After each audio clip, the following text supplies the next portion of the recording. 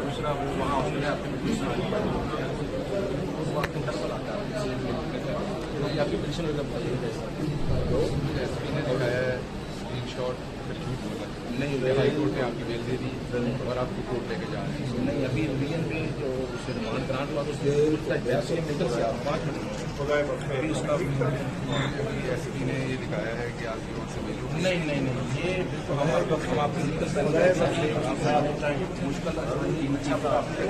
मैं आपका thank you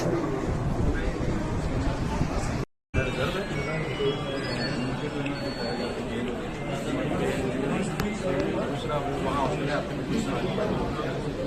उस वक्त इंटरवल आता है आपकी पोजिशन में बताइए एसपी ने दिखाया है स्क्रीन शॉट फिर झूठ बोला नहीं हाई कोर्ट ने आपकी बेल दे दी